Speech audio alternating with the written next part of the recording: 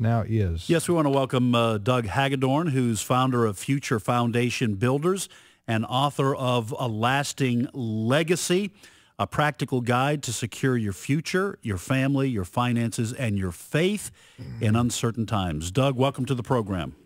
Thanks, Ed. Appreciate it. Good to be here. Thank you, Doug. Hey, tell us what you do, brother.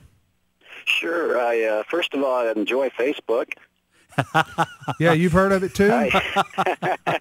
We're on it, actually, Doug. I wrote a couple chapters on the difference in generations and what the difference between a boomer and a Gen Xer and a millennial. Now, here you go. You, too, know that you're a prehistoric middle-ager if you walk to the front porch and still get your newspaper. Yeah. If you rent DVDs, if you lick a stamp, if you use a landline, if you still buy a CD or album, if you visit a bookstore, or I just added a new one, if you're a late comer to social media. I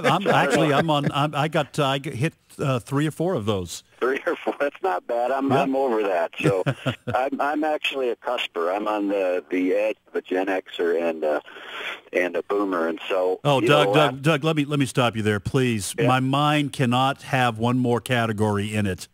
I can't even figure out the boomers and the busters and the millennials and the Xers. And now you're adding cuspers, please. It's just me. Yeah. I'm the only one, so you're fine. I had to write a chapter on that just so I could go back to it and reference it myself because I can't keep it straight myself. But it is interesting, you look at the changes in generations and I won't go through all the statistics, but spiritually, and you were talking about that, it's been a radical change, and the millennials and Gen Yers are much more skeptical, and it's difficult for them to trust. And so guess who they're latching onto? It's the media. I mean, you mentioned it right there. It's not just that the administration or a party is doing it, but I saw this. What you can get, and I did get it from Facebook, but that NBC News was interviewing an individual getting off the Carnival cruise. I don't know if you we saw that story. Yeah. And started quoting scripture, and they cut her right off in the middle of it and said, thank you very much, goodbye. And then I'm in Dallas, Texas. Tim Tebow is coming to speak here, First Dallas, and a lot of controversy around First Baptist in Dallas. But big spread on that Tebow comes to speak at anti-gay church. Right. And so talk about hate and that sort of thing. So, about 15 years ago, God just really started to plant in me similar to what you guys have done, is making an impact with families. And we tend to think of the next paycheck, the next relationship problem, the next election. Our government, all they think of is the next election and not the next generation. And I think it's incumbent upon Christians to step up. And Abraham Lincoln said the strength of a nation lies in the homes of its people. So if Christians don't stand up like you guys are doing in AFA, who's going to do it? And that's where we're at. So I started this book, A Lasting Legacy, 10 years ago, and God's really started to churn in me having a generational perspective. There's 200 or 300 scriptures that talk about a generational mindset. That's how God thinks. We're not built to think that way. If you're lucky, you'll get a corporation that'll think beyond a quarter and they'll think annually. But a 5-year plan, a 10-year plan, do you have a plan for your family, for your finances, for your future? Most people don't. Only 3% have a budget, and very few have a plan for their family. So I started to get burdened for this, and I was young in my marriage and started to write down my successes and failures. I love writing, and as a matter of fact, this is a pretty celebratory month for me. I'm celebrating at 1 year. I'm so thankful to God to even be on this show. I had a major heart incident where my heart was beating at 250 beats per minute for 3 hours a year ago. Wow. And was put in emergency, walked out with a pacemaker to the tune of $200,000. We were in massive debt when we got early in our marriage, celebrating a 20-year anniversary with my wife, and my 22nd John 3:3 birthday this month. So there's a lot of anniversaries that I'm celebrating, and I'm just grateful that God has me here today with you guys. Doug Hagedorn, is that how you pronounce it, Doug? Yes, sir. Hagedorn, Hagedorn, is our guest.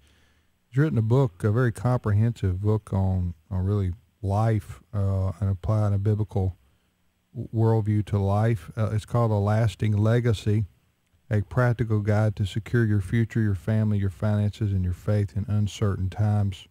What's your website there, Doug? Or yeah, I just wrapped this thing up for you guys, and actually I've been praying for your listeners all week because I just know that I finished this book a year ago, and as soon as I got into the hospital and went through my trials, God had me write 2 more chapters, and they were called Living in the Valley, Hope for Your Future, and Peace for Your Future, Overcoming Trials and Worry. So I know that there's people listening today just that need, that's part of their future. They can't even think about their future. They're just trying to get through today.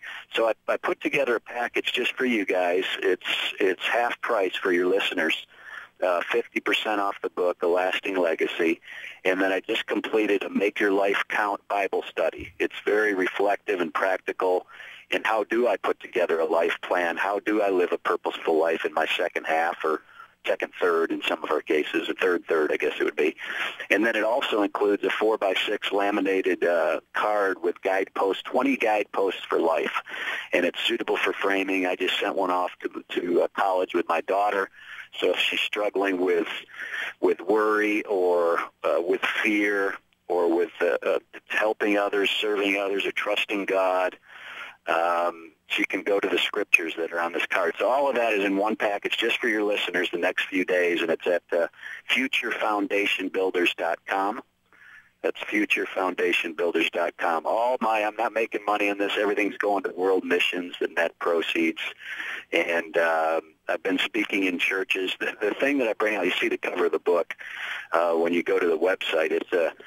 It's a pretty large hourglass, and it takes up the entire front cover of the book. And when I speak in churches, I actually have an hourglass, and I joke with the pastors that that's my time limit to get through. And I said it's a 2-hour hourglass. But so I have that on the cover, and it reminds people that time is short. And I think, you guys have been talking about it. Something's going on in our country, and it's not good.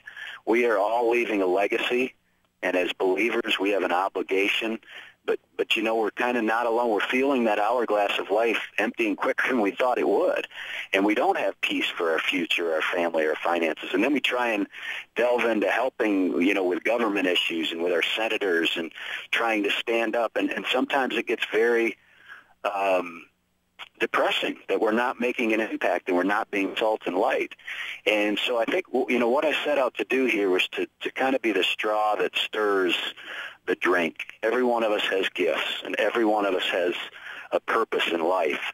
And so it's discerning what that purpose is. How can I leave a lasting legacy? Not just think about next month, but my kids and my grandkids. So I do that with 4 sections: your future, your family, your finances, and faith. I talk about retirement and talk about how to discipline your kids and how to teach them and train them and have family date nights with them, how to create memories. And, I forgot one other anniversary, if I might.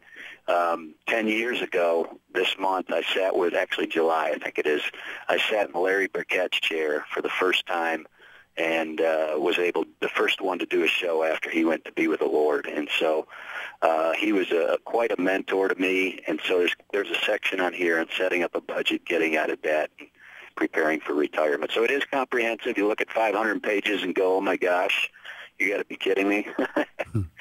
But it's meant to be a guide or a resource book, so you can go to sections as you need. What's the name of it? What's the title of it, and where do you get it? It's A Lasting Legacy, and it's don't go anywhere but my website. And I'm not saying that to be selfish. I'm saying that because I can give more and you will save more. It's futurefoundationbuilders.com. It's half price at futurefoundationbuilders.com. Doug, you mentioned that God often thinks multi-generationally. I heard a minister one time say that in the book of Judges, when God's people were oppressed, they would cry out to God for deliverance. And I think maybe in the case of Samson, it talks about his parents, it says, gave birth to a son. And that always struck me that that the answer in that particular instance, I think it was Samson, but the answer in that particular instance to the cry of God's people for deliverance was for a child to be born, which means that the deliverance would come even later than that. We often want God's answer right now. God, I think, seems to show us, at least in some circumstances, that sometimes you have to invest in another generation to bring the deliverance you want. And that's so hard because, let's be honest, I'm selfish.